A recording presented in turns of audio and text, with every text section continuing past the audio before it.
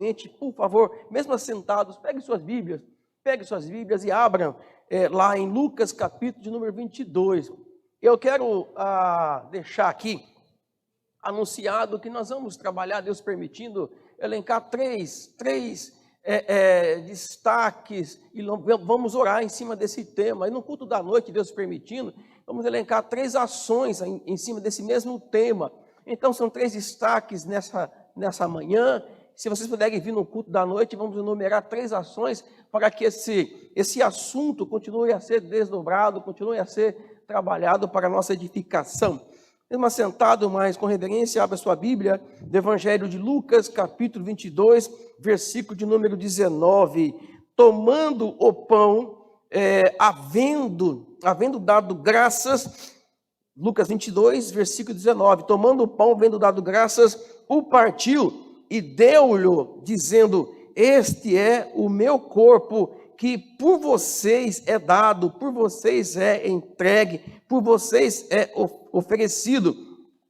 Fazei isto em memória de mim. Semelhantemente, Jesus tomou o cálice depois de ter ceado, depois da ceia, dizendo: esse cálice é a nova aliança, é o novo pacto no meu sangue, que é derramado por vocês. Que Deus, então, abençoe a leitura desse texto, e que esse texto seja, então, a voz do Senhor trazida aí aos nossos ouvidos e corações nesse instante. Que o Espírito Santo me dê inspiração para que eu fale e ministre, e que o Espírito Santo me dê temor, me dê inteligência a todos nós, para que possamos guardar essa palavra e aplicá-la no nosso cotidiano, na nossa vivência diária. Amém. Então, irmãos e irmãs, eu quero elencar aqui 3 destaques, depois vamos estar louvando ao nosso Deus com um hino e orando. O primeiro, que eu penso que é importante, é que essa nova aliança, esse novo pacto que é anunciado aqui, que foi anunciado pelo Senhor, eu chamo de um memorial construído, o memorial que foi construído, ou que constrói a nova aliança. Mas antes de eu falar sobre o memorial, deixo aqui encontrar com mais qualidade o que foi anotado, é que na festa anuncia-se o sofrimento, na festa anuncia-se a dor, ou na festa anuncia-se a realidade ou a tristeza da morte de Cristo. Eu queria que vocês entendessem esse possível paradoxo entre o anúncio da vida, o anúncio da salvação, e também o anúncio da morte, o anúncio do sofrimento que Jesus estaria passando alguns versículos, algumas páginas, algum tempo depois dele ter instituído a Santa Ceia. Percebemos então, irmãos e irmãs, que na festa institui-se a tristeza. E nós precisamos trabalhar, não é um paradoxo, mas uma realidade. É inevitável que passemos por possíveis tristezas ou tristezas reais, efetivas na nossa caminhada. Muitos movimentos no afã de trazerem seus frequentadores, muitas denominações no afã de terem crescimento numérico, até crescimento financeiro, omite essa realidade, omite essas aflições que são inerentes aos seres humanos, são inerentes a todos nós. Então nós percebemos que raramente vocês vão ouvir nos grandes pregadores televisivos anúncios desse tipo, ou pregações desse tipo. Se vocês já perceberam, eu não estou aqui julgando, estou dizendo aqui que é um fato, uma leitura que eu faço. Raramente vocês vão ouvir ou vão assistir um pregador dizendo que é possível que uma pessoa adoeça, é possível que um cristão morra, é possível que um cristão empobreça. Então você não escuta esse tipo de mensagem. E então as pessoas, a maioria, a sociedade ou parte dela, ávidas por ter um discurso triunfalista, um discurso irreal, elas então enchem esses movimentos. Elas vão para esses tipos de pregações, para esses tipos de ministério. Não estou aqui sendo um pregador do agouro, não estou sendo aqui alguém que ministra o derrotismo, ou a derrota, ou o pessimismo. Eu estou dizendo que a possibilidade da aflição, da tristeza é real. E quando Jesus institui a Santa Ceia, ela é pedagógica, ela é instrutiva para a comunidade. Porque Jesus, ele diz que no anúncio da Santa Ceia, no anúncio da tristeza da sua morte, reside a motivação para a vida, a motivação para prosseguir, a motivação para irmos adiante, ou as motivações para enfrentarmos nossas demandas, as motivações para enfrentarmos nossas derrotas, as motivações para enfrentarmos nossos prejuízos. Por isso, irmãos e irmãs, o equilíbrio na pregação reside no fato de que as tristezas, prejuízos e derrotas não são maiores do que o anúncio da salvação, do que o anúncio de um Cristo que se entrega pela sua igreja. É difícil tornar isso compreensível, é difícil, mas não é impossível. Por que que Jesus institui a Santa Ceia durante uma festa? E a festa da Páscoa, irmãos e irmãs, era uma festa celebrativa. Era uma festa participativa, era uma festa eufórica. Se você voltar levar a sua memória até em direção ali, quando foi instituída a Páscoa judaica no Antigo Testamento, logo após a saída deles do Egito, logo após a saída deles do jugo da escravidão que eles viviam, eles celebraram, eles cantaram. Miriam chamou as suas amigas, tomaram tamborins e cantaram, dançaram e celebraram. Então a libertação do Egito fez com que eles celebrassem. A Páscoa lembra a libertação ali do Egito. Então Jesus institui a sua ceia na Páscoa, nos convidando a celebrar, mesmo que a tristeza da morte dele, a tristeza da entrega dele aos seus algozes, a tristeza do sofrimento que ele passaria algum tempo depois. Então, quando você analisa e lê esse texto da Santa Ceia, nós entendemos que é uma festa instituída, celebrativa, e nós então nos aproximamos da mesa com sentimentos variados. Nos aproximamos da mesa felizes pela nossa salvação. Nos aproximamos da mesa felizes porque o Senhor nos chama para o melhor espaço na casa dele. Ao mesmo tempo nos entristecemos porque sabemos que tudo isso aconteceu de uma forma brutal, de uma forma terrível, de uma forma afrontosa. Foi afrontado, foi maltratado, foi pisado, foi moído, foi perseguido, Senhor. Nós então choramos a morte de Cristo, mas lembramos que também a sua ressurreição nos sinaliza o êxito, nos sinaliza que nós vamos triunfar diante daquilo que nos acomete. Se você não trazer para a sua memória, para a sua vida, que é inerente ao ser humano a tristeza, mas é inerente à palavra de Deus trazer as ferramentas, o auxílio para que a gente enfrente as nossas tristezas e continue. Por isso vocês não vão ouvir aqui desse altar uma pregação simplesmente triunfalista, mas também não uma pregação derrotista, não uma pregação pessimista, não. Nós vamos buscar o auxílio da palavra para encontrarmos ferramentas, o equilíbrio, e assim nós vamos ter uma fé forjada não em propaganda, não forjada em pregações, mais de homens somente, mas forjada e firmada na palavra de Deus. O sofrimento é inerente aos seres humanos. Nos entristecemos, choramos, adoecemos, mas nós triunfamos. Jesus foi exaltado. A palavra diz que ele foi fiel até a morte, e morte de cruz, e após isso ele foi exaltado. Não sei de que jeito, não sei de que forma, não sei quando, mas você será exaltado. Não pela sua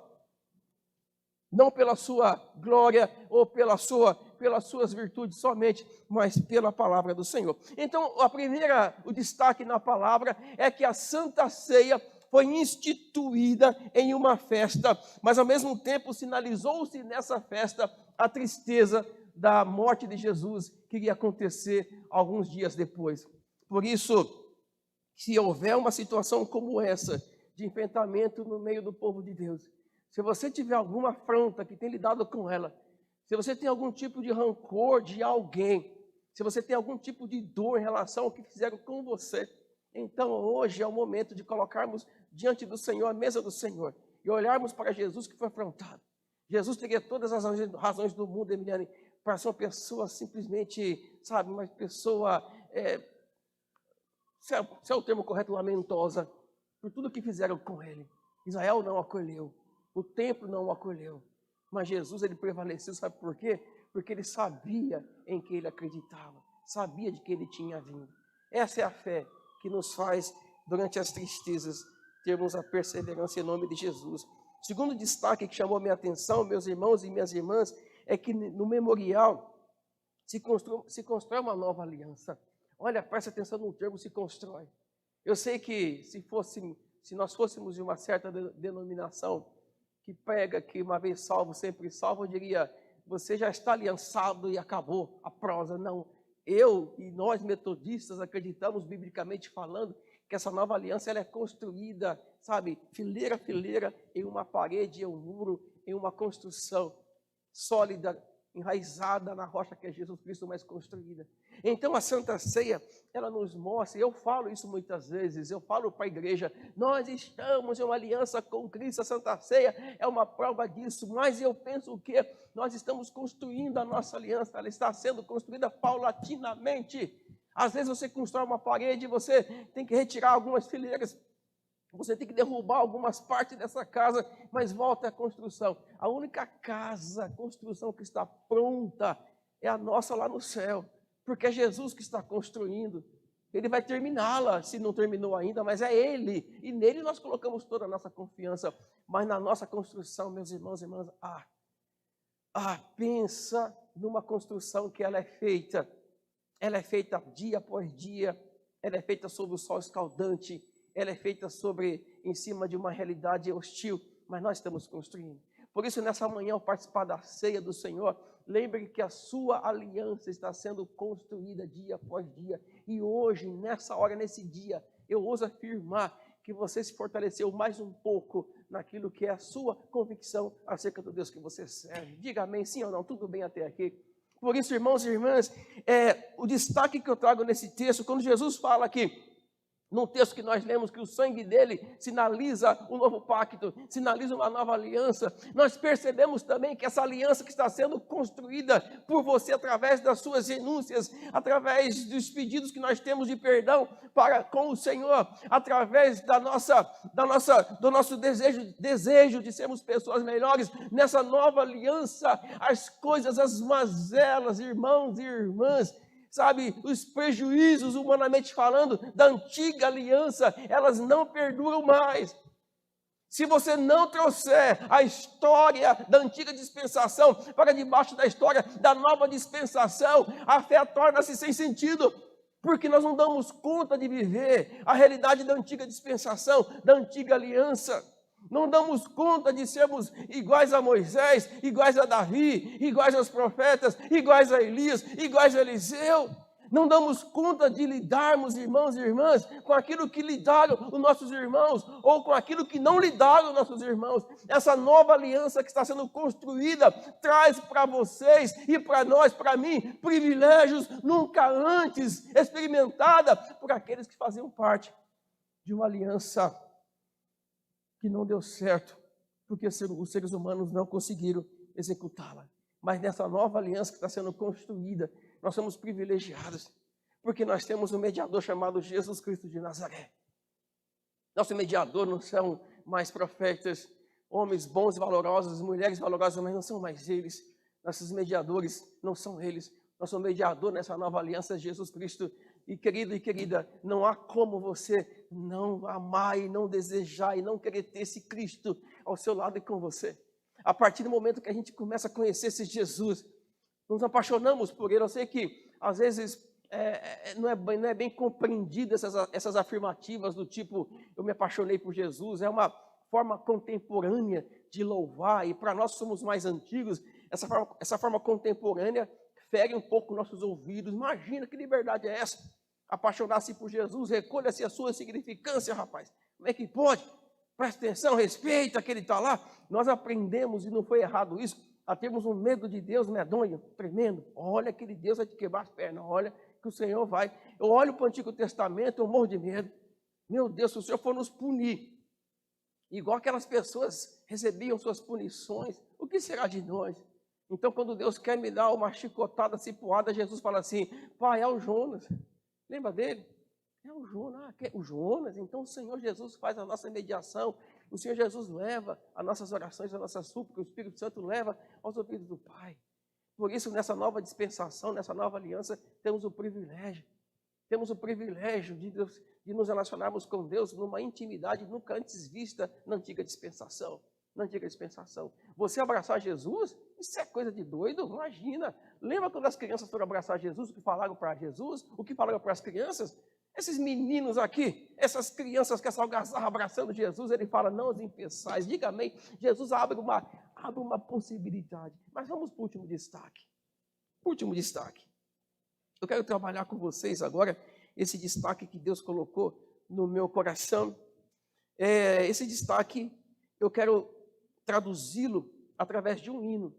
Eu quero que esse destaque seja traduzido e trazido ao seu coração através de um hino que nós conhecemos, que nós cantamos muitas vezes, mas às vezes nós não pensamos como deveríamos acerca da intensidade, da profundidade que essa música, que essa letra traz aos nossos corações. Então, nessa manhã de Santa Ceia, eu convido a igreja para que em pé possamos cantar o hino de número 189 do nosso hinário. Antes de eu cantar esse hino, enquanto nos preparamos para cantarmos esse hino, o que Deus colocou no meu coração como inspiração é que o maior desafio, presta atenção, estou terminando, o maior desafio é trazer o significado da Santa Ceia para ressignificar nossas vidas. É quando você traz esse significado da ceia, e através desse significado você se ressignifica, você se fortalece. Se você não trouxer, se eu não trazer o significado da ceia para o meu cotidiano, torna-se apenas um bom culto, uma boa celebração, mas não tem efetividade. Então ore ao Senhor e peça: Senhor, traga esse significado, ressignifica a minha vida, através daquilo que representa a tua ceia. Em pé.